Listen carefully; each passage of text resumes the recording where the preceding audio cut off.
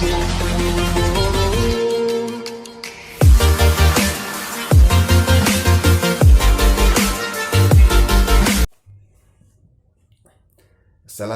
warahmatullahi wabarakatuh. Perkenalkan, kami dari mahasiswa Universitas Muhammadiyah Pontianak, Fakultas Kesehatan Prodi Kesehatan Masyarakat. Nah, pada kelompok 5 ini kami akan menjelaskan sedikit tentang penyakit diare. Yang mana penyakit diare ini merupakan salah satu masalah kesehatan di Indonesia. Penyakit diare ini sering membuat penderita lebih sering membuang air besar dengan keadaan tinja yang encer.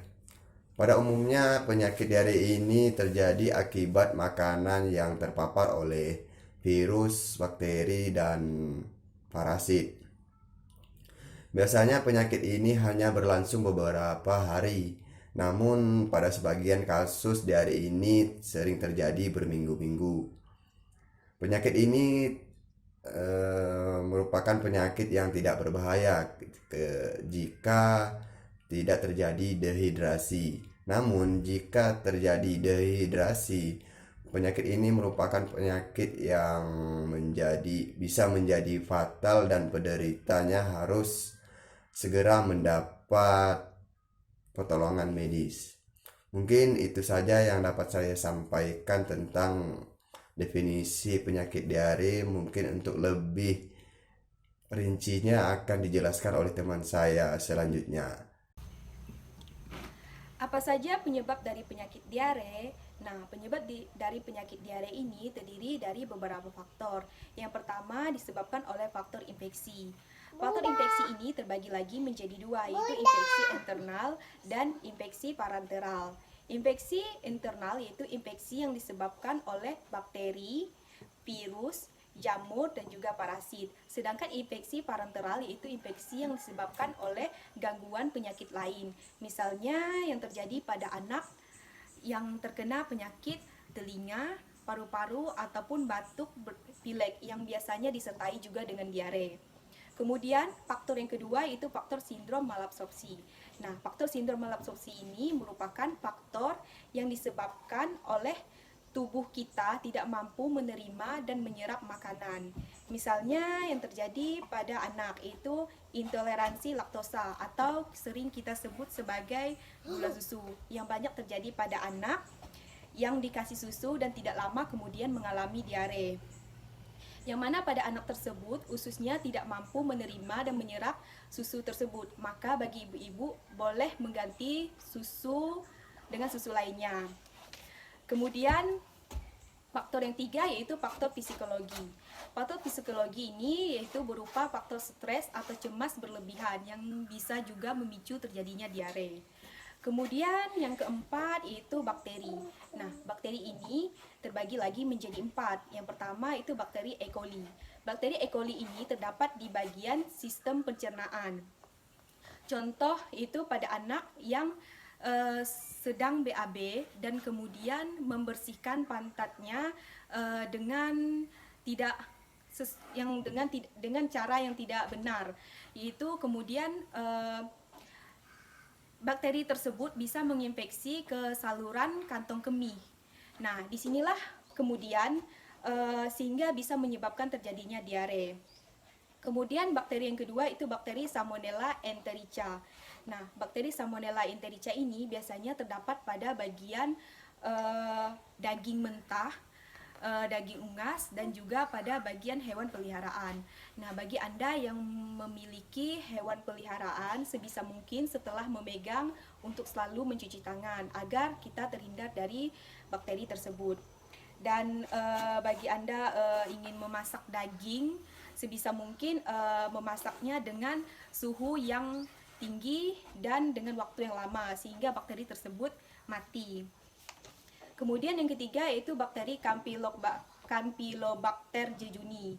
Nah, bakteri ini biasanya dapat menyebar melalui air. Nah, pada anak yang memiliki sistem kekebalan tubuh menurun, maka bakteri ini bisa menginfeksi dan bisa menyebabkan diare. Kemudian yang keempat itu bakteri Shigella. Nah, bakteri ini dapat menyebar melalui air dan atau makanan minuman yang terkontaminasi, sehingga bisa menghasilkan racun yang menginfeksi usus. Biasanya yang terkena bakteri ini disertai dengan darah saat buang air besar. Nah, contoh untuk makanan yang terkontaminasi, misalnya makanan kita yang diinggapi oleh lalat.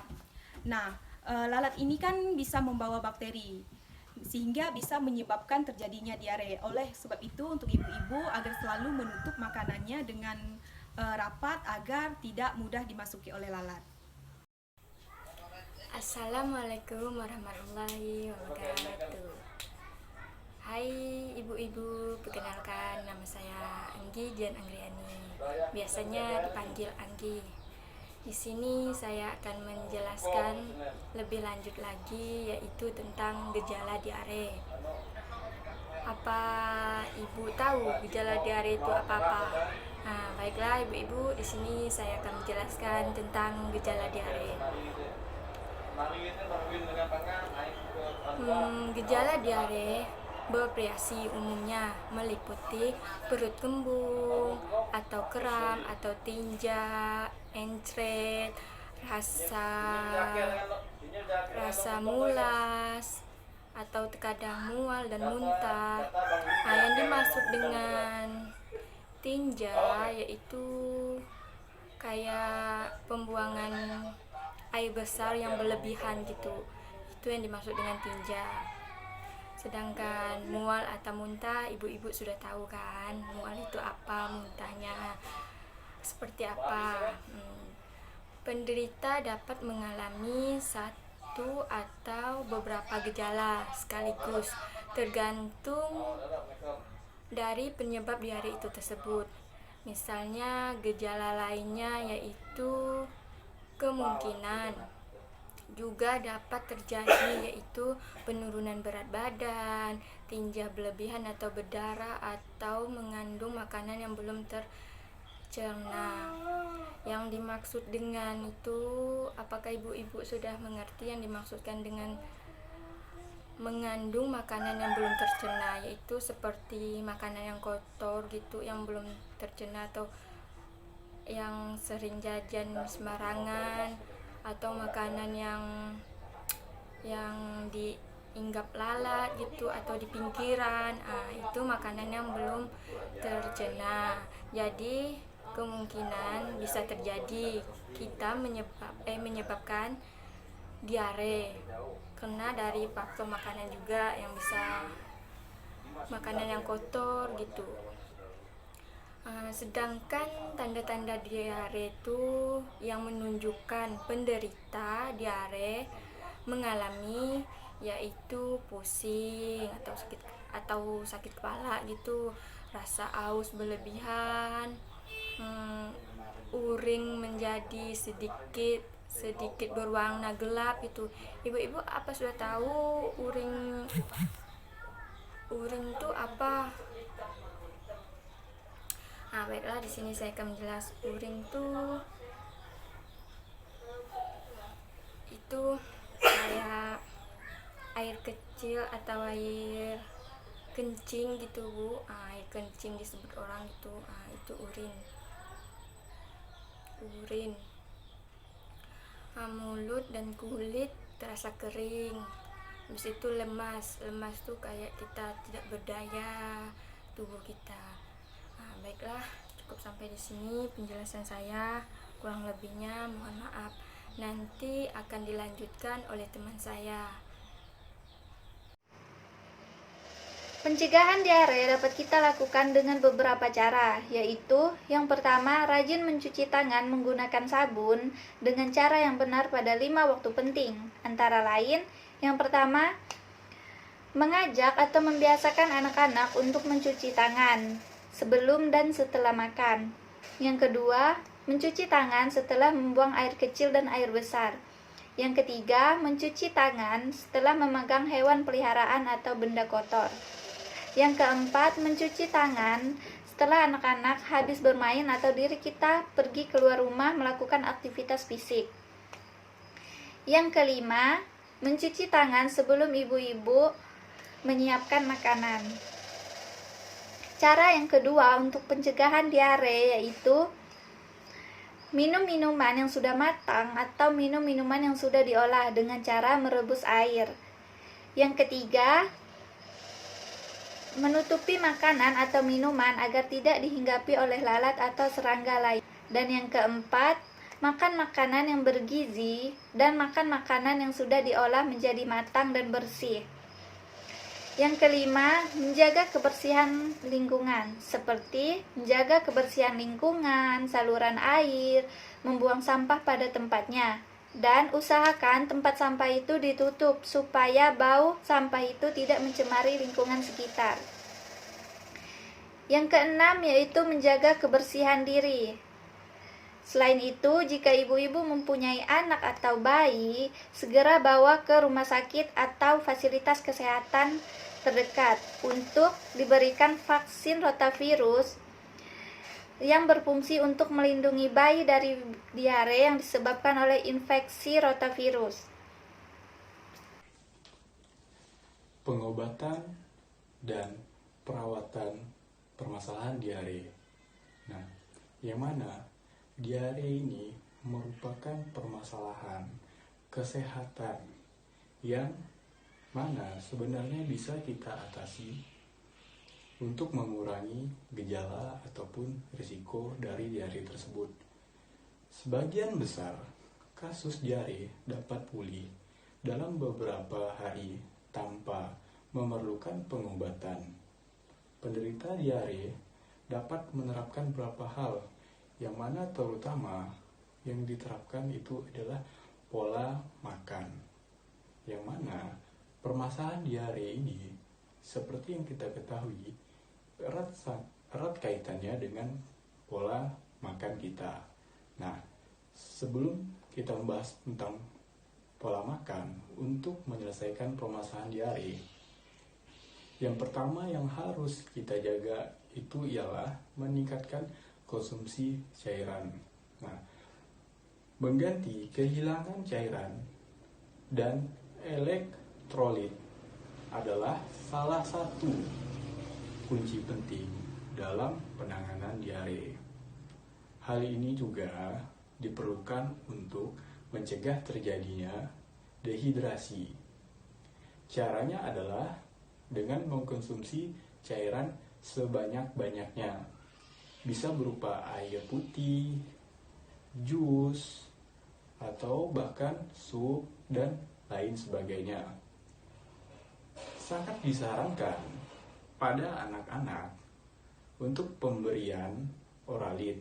Nah, bagi bayi yang masih menyusui, itu asupan ASI tentunya harus selalu terjaga. Nah, setelah itu yang kita lakukan untuk mengurangi gejala ataupun untuk menyelesaikan permasalahan diare ini ialah seperti yang saya katakan tadi, menjaga pola makan, yaitu mengkonsumsi makanan yang tepat.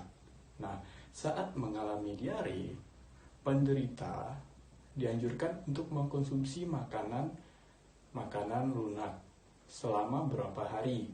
Nah, selain itu, hindari juga makanan yang serat lemak, serat ataupun bumbu. Jika kondisi usus sudah membaik, ganti makanan semi padat dengan kadar serat yang ditingkatkan secara bertahap. Nah, itu adalah upaya yang bisa kita lakukan untuk menyelesaikan permasalahan diare. Nah, jika upaya tersebut atau kedua upaya tadi masih belum bisa berhasil untuk menyelesaikan permasalahan diare, maka hal yang tepat yang kita lakukan itu adalah konsultasi kepada dokter. Nah, yang mana dokter nanti akan memberikan kita obat diare atau obat untuk mengatasi permasalahan diare ini. Nah, dokter dapat meresepkan antibiotik jika diare disebabkan oleh infeksi bakteri. Di samping antibiotik juga, dokter dapat memberikan obat yang dapat memperlambat gerak usus, sehingga mengurangi diare yang parah.